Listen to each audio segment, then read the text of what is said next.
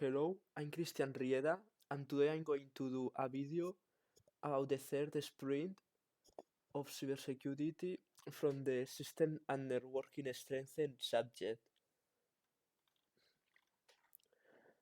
In today's video, we are going to work with tools like Wireshark, Palo Alto, VPN, that is Virtual Private Network, DOS, that are Denegation of Services attacks, and Escape plus Snort. Okay, we are going to start with Wireshark, that is a powerful tool for analyzing network traffic. It helps identify slow connections, server names, and geolocalization of IPs, essential for diagnosing network issues and spotting suspicious activity.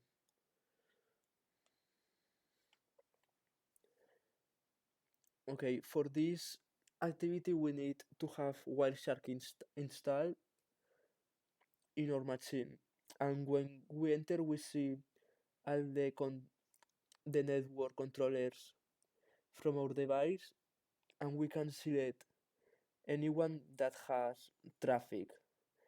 We see that are in use because they have this line with the traffic that are receiving.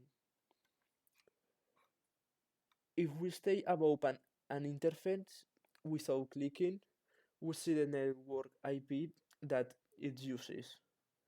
Here we are in the VMware network adapter the VNet 8, and we see the IP direction.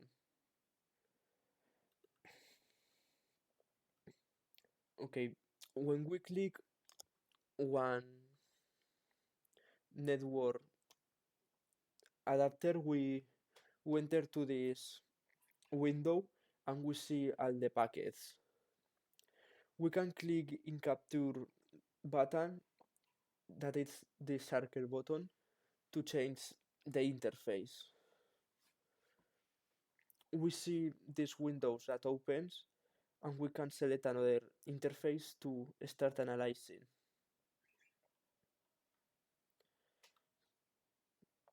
We can also change the exit configuration, because all the traffic that we capture here, we can save it as a file, and in this configuration we can select the compression and the extension of the file.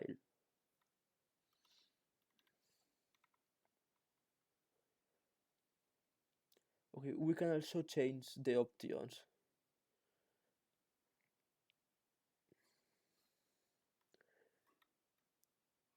Okay, now we are going to see tricks that we can do with Wireshark. We can select any destination IP and we drag to top. No, we have to click one and drag it to the top to see all the packets related to that IP. We see this filter, that is the IP that we drag, and we see all the packets related to the IP. Here we see all the destination packets that are the IP we have select.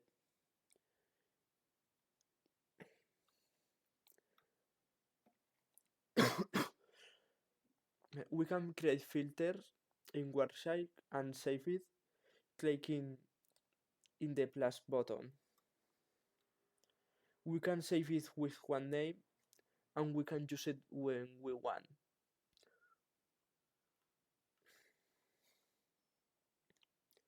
Okay.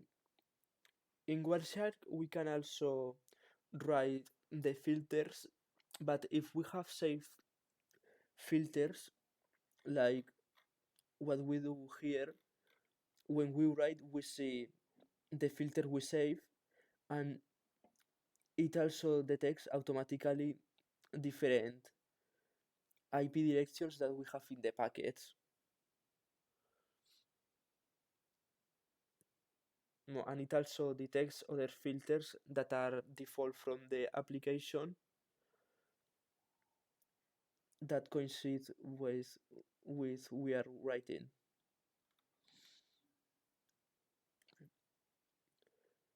We can open the statistics and conversations menu, and we can see the different protocols and IP directions. Now, here we have the filter when, where we can select the protocol, and here we can see all the packets using that protocol in Ethernet, IP version 4, IP version 4, so 6, sorry, and TCP and UDP packets. If we click to another filter, like Bluetooth or FC, we are going to see the packets that are using that protocol.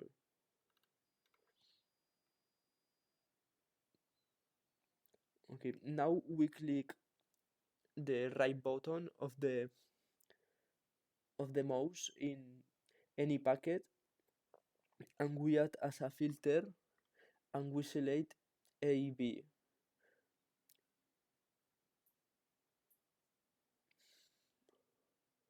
With the 2 rows.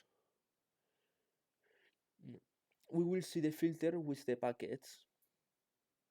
Here we have the filter that we create and the packets that are using the filter, and we can save it in the plus button if we want.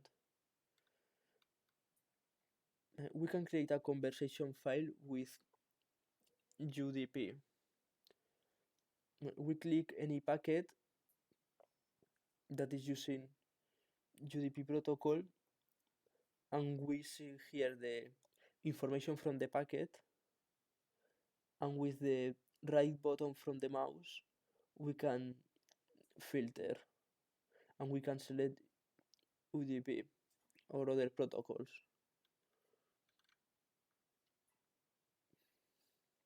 When we create the filter, we will see the packets that are related to the filter, and the filter rated here.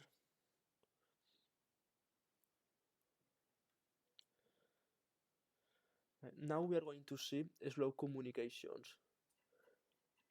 For this, we put DNS filter, and we see request and answers, which are rows. The first arrow in the IP12 is the request, and the second arrow in IP17 is the answer. We can see the time in IP17 properties, and we click right button, and we see, and we add time column to see Wireshark all the time. With the DNS filter, we see a communication between two DNS servers, and we click with the right button in any part of the window, and we can add a new column, and we see the time here of all the packets.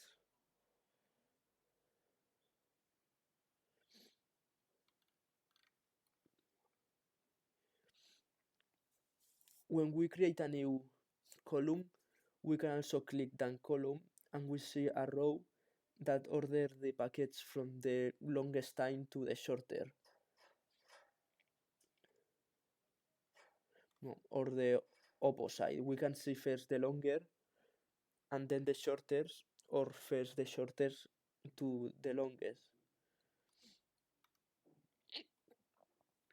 Now we are going to see server name column. We filter by TLS handshake Taiwan, and we search server name to add the column.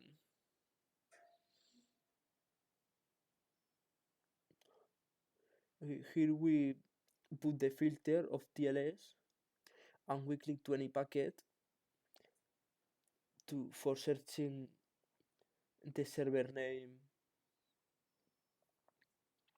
property, and we click the right button, and we add it as a column.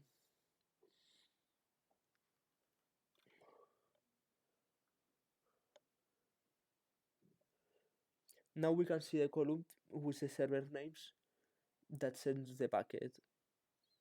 we see the column for all the packets from where are going. Now we are going to see geolocation.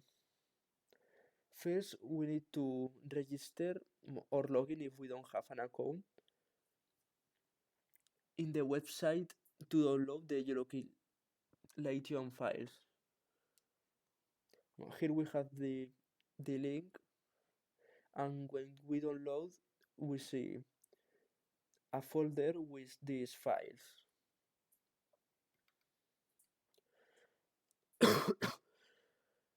We go to Wireshark preference to add the database we have downloaded, indicating the path where we have it.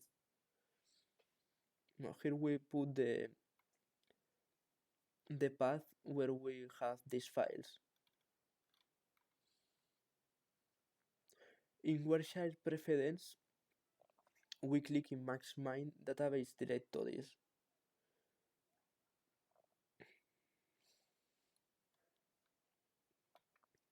And now we filter by TCP, and we see the destination country by geo IP. Now here we have the property in the packet of the file that we download, and we can see the path of the packet from the start.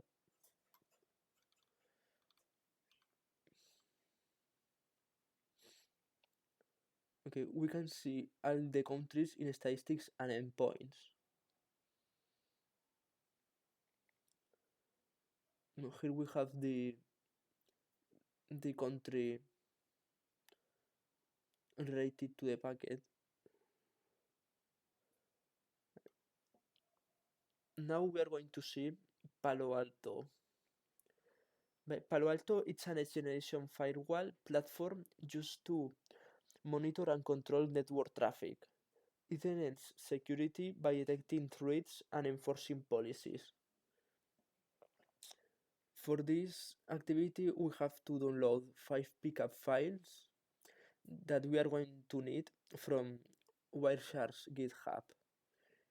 Here we have the link to download, and when we download, we see these 5 pickups for working.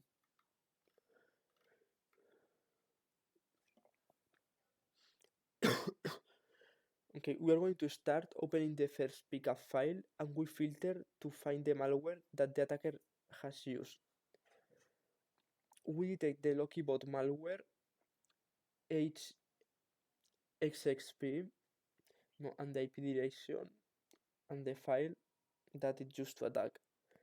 We can analyze the malware also in that link to see more things about that malware. Here we have the packet that contains the malware, and we can see the file in the hypertext transfer protocol. Here we see the IP direction and the link of the file, and here we can find it with the IP direction that sends, and here we have a post that is using that file to attack.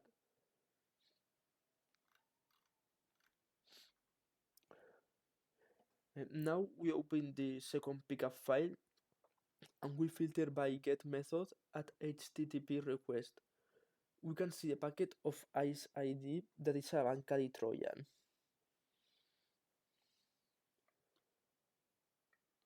Here we see all the packets with the get method, and here we can see the properties from the packet that is using the malware.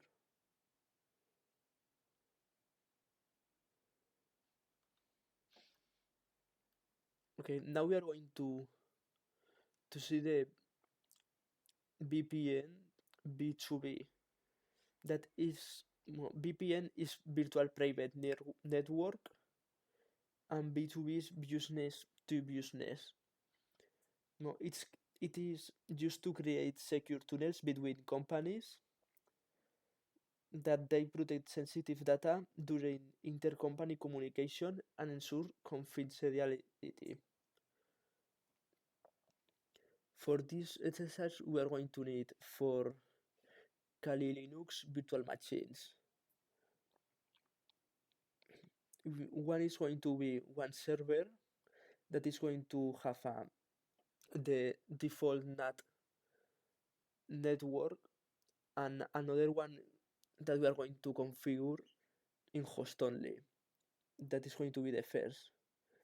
We're going to have another server that is going to use also the NAT to communicate with the first server and the host only two virtual network. And we're going to create one client with the host only one network and the other one, the client 2, with the host only 2 network.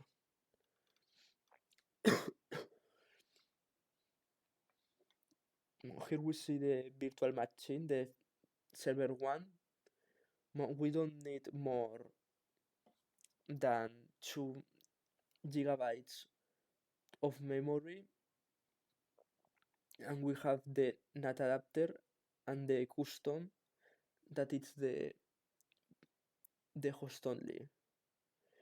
In server 2 we see again the NAT and the custom adapter from host only 2, and the client 1 is going to use only host only 1, and the client 2 is going to use only host only 2.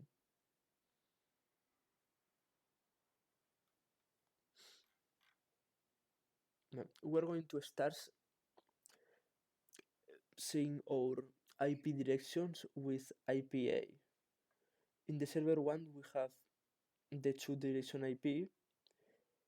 In the server 2 we also have 2 IP directions, and in the client 1 we see only 1, and in the client 2 again only 1.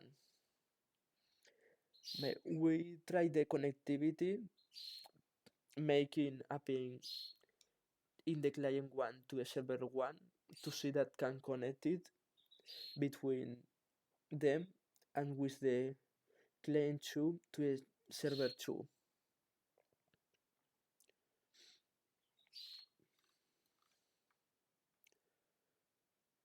We also ping server 1 to server 2 and server 2 to server 1 to see that the NAT network is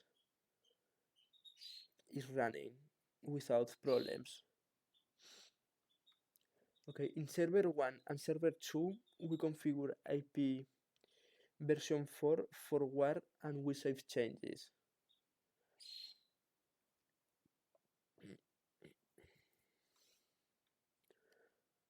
And we add the following routes in server 1 and 2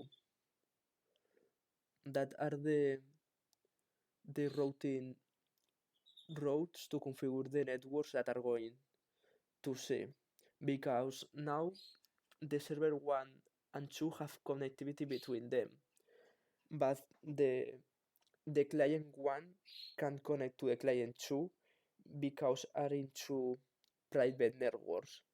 And with these rules we are going to make that these networks can connect between them. So in the first server we put first his host only and the host only from the second server, and in the second server the opposite, his host only and the host only from the first server. We have to save the change, and now we install Libres1 in both servers.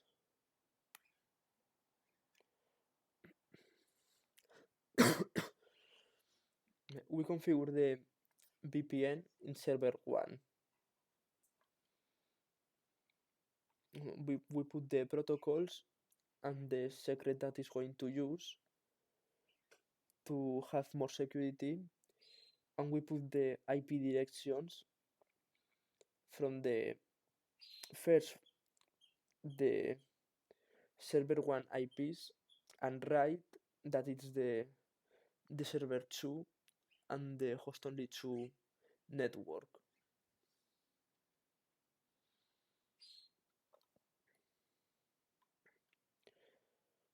We configure the secret that we want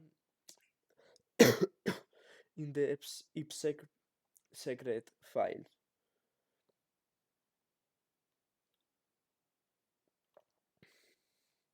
And now we repeat the same process in server 2. We put first his own IPs and in the right side the server 1 IPs. And we also configure the secret in server 2. But now we have to restart IPsec service to apply the new changes, and we add the VPN in server 1.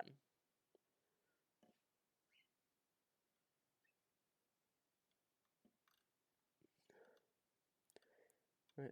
And in server 2 we also make the restart and we add the new configuration and we add the VPN.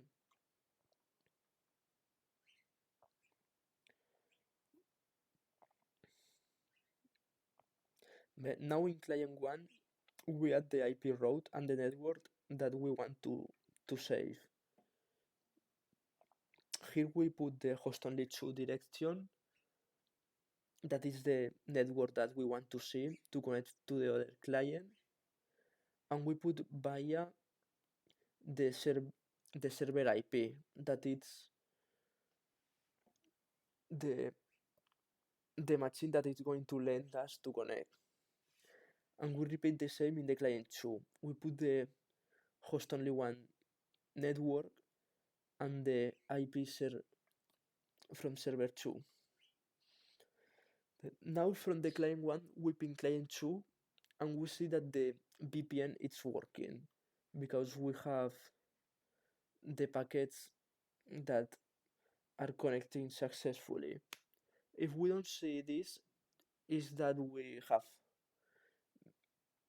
that we had a mistake in our VPN.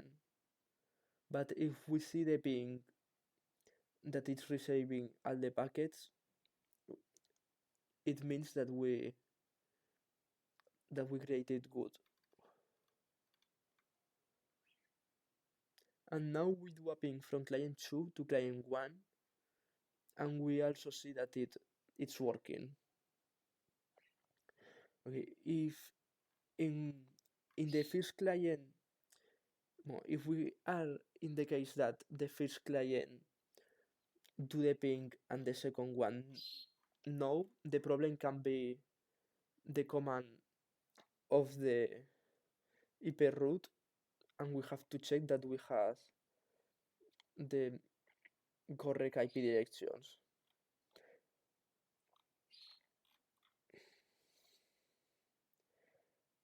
No, in the server 1 we can mount a listener to see all the packets of the VPN with the sedump and the adapter name, and we can do the same in server 2. But we can start SSH service in client 1, and we can connect via SSH in client 2. No, first we have to add SSH because from the default it's closed, and when we open we can do an SSH with the username and IP in the other client, and we can connect and make the command that we want.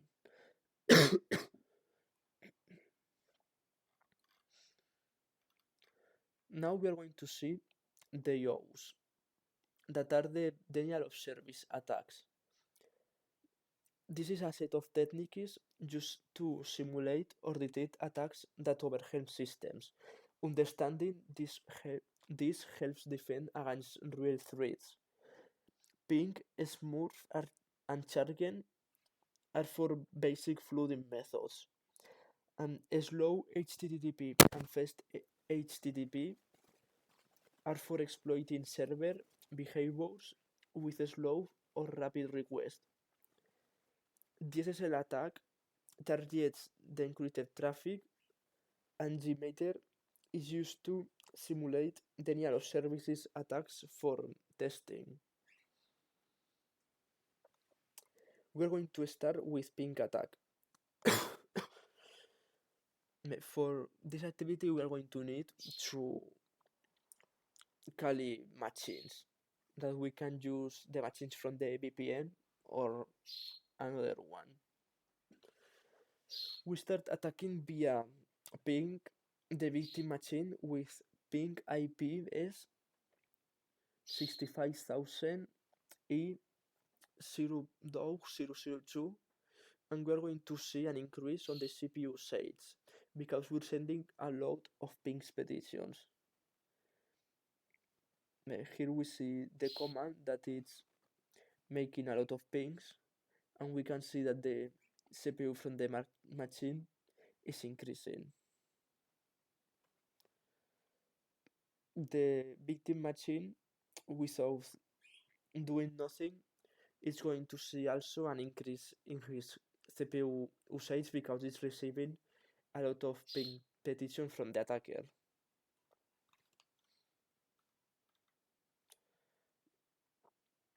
We can defend us from this attack with two ways.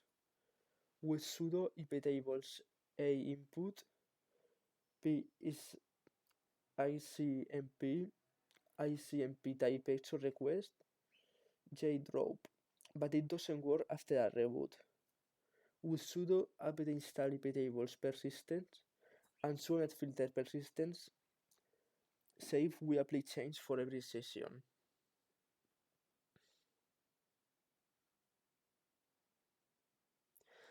And we can, as another method, we can modify kernel with sudo sysctl wnet ip u4 icmp hecho ignorar 1, and we block all ping petitions of our machine.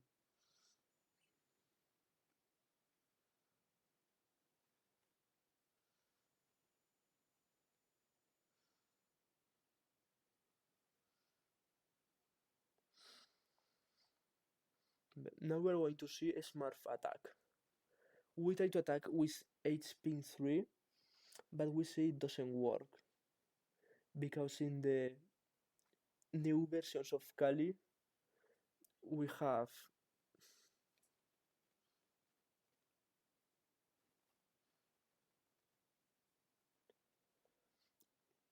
this disabled, and we need to deactivate it in the victim machine, the broadcast protections, to do this attack. In my case, only deactivating broadcast doesn't work, and we also activate the block filter. First we deactivate the broadcast and then the filter.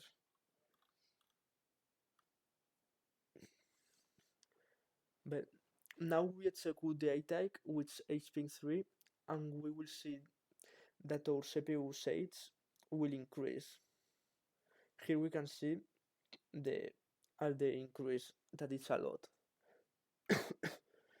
In the victim machine, we will see the messages by the listener, and our CPU will increase it by all these petitions.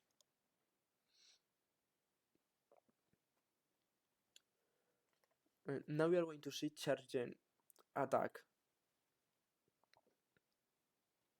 For this attack, we start checking if we have connection to a victim machine by port 19. It shows connection refused, but we have proof there's connection. Because if we receive that message that we can connect, this means that we are seeing that port, but we don't have access.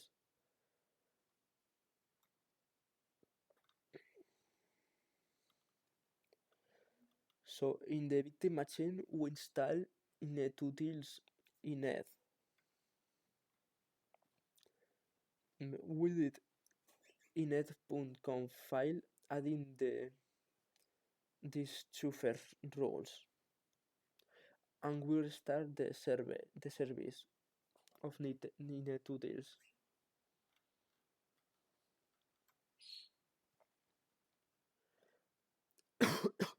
Now we try again the connection on the attacker and we see it's open. Here we see that we have the port 19 open. But I also do these commands because in my case the attack doesn't work. And now we see the attack via hping3 and we see our CPU usage increasing. In the victim machine we can see a package with a listener and our CPU usage it's also increased. Now we are going to do the slow HTTP attack. We start restarting Apache in the victim machine. In the attacker machine, we install a slow HTTP test. That is the tool that we are going to use to attack. We attack the Apache website with a slow HTTP test. So we put the IP direction of the victim and we send the attack. And in the victim machine, we refresh the website and we see that it takes a while. In the attacker machine, we save the progress. Well, we can see the progress that it's making the attack.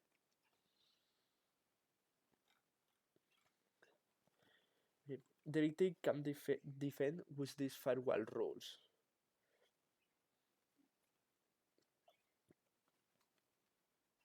And we can edit rectimeout.conf file adding less main rate. Here we have the main rate that we can edit it.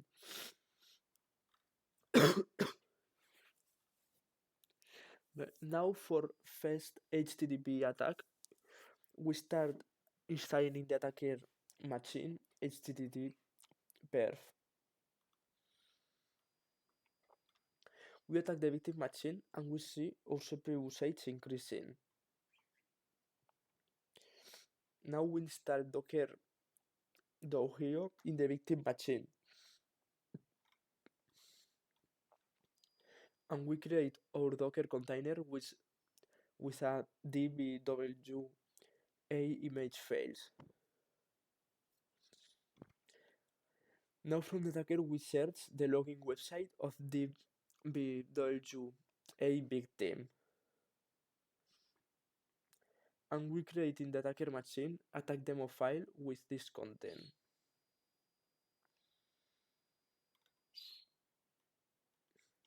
We start attacking the victim machine and we see an increase in the victim CPU usage.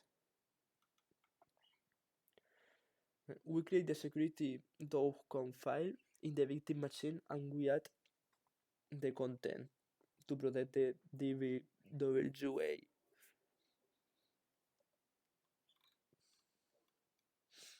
We also create evasive.conf file and we add the content. And now we create another container using our configuration files. We repeat the attack, but we continue seeing our CPU usage increases because we need fail to ban and WAF to complete the defense.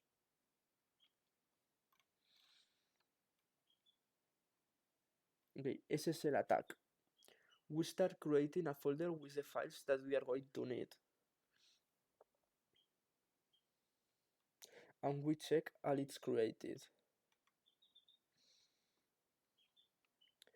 We create the configuration file of TLS renegotiation with Python.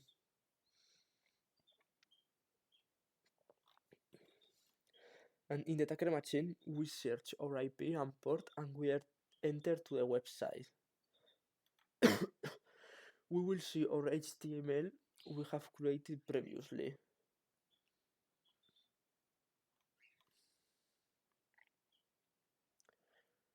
Okay, we see if the machine is vulnerable, and we see that the negation of service attacks aren't vulnerable.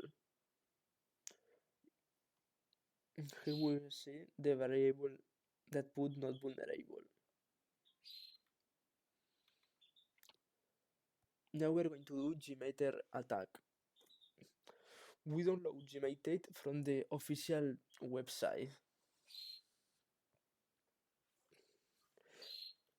We open Gmeter with javajar, apache Gmeter, and we add threads and loop count. In the homepage file, we put the Apache server IP. Here we put the IP from the victim machine. And we click in run, and we see the machine saturates. The run button is this green arrow. If we have the firewall rule to prevent the negation of service attacks, we see our Apache server running. So if we delete the firewall rule, we see the Kali gets more saturated, and we can check the results. And now we are going to do Scapy plus Snort. Scapy is a packet crafting tool, and Snort is an intrusion detection system. Together, they help analyze and defend networks by detecting malicious traffic and testing vulnerabilities.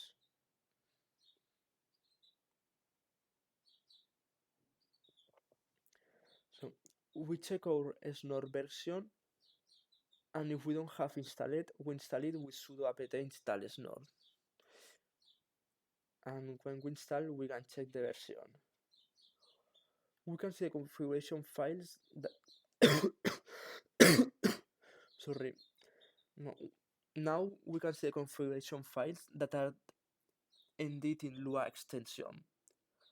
No, this is a recent change because they're used to have the dog.conf extension, but now they change it to Lua. So we open a Snort Lua file to see the content. And now we analyze Snort Default's Lua file. In Snort Lua, we add the file Snort Debian Lua file. Here we have to include it. And we load Snort configurations. At the end, we see if the text AF packet and if it is successful. We open a Snort Lua file and we add in IPS the route to our personalized rules for using it.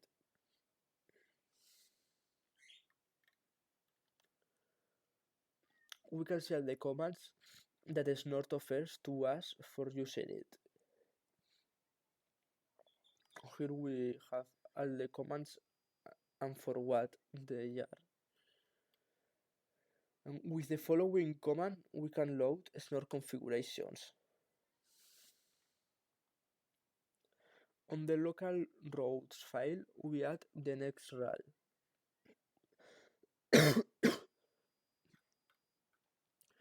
We check the RAL with the following command, and we see the configuration runs without problems. Now we do a ping in the attacker's machine, and we will see packets with a Snort. We delete the previous rule and we change it with a new rule in our rules file. We check if the configuration runs. On the attacker machine, we create a Python file to attack Snort, and we attack it. We see that Snort has detected the packet. Now we add a new rule to check attacks in port 18. and we create a new Python file on attacker's machine. We add another RAL to detect admin in Snort, and we send the attack. We see that Snort has detected the packet, and now we can change the previous rule to see changes. When we attack, we see that Snort also detects the packet. And here it's all for today. I hope you enjoyed the video, and we see next time.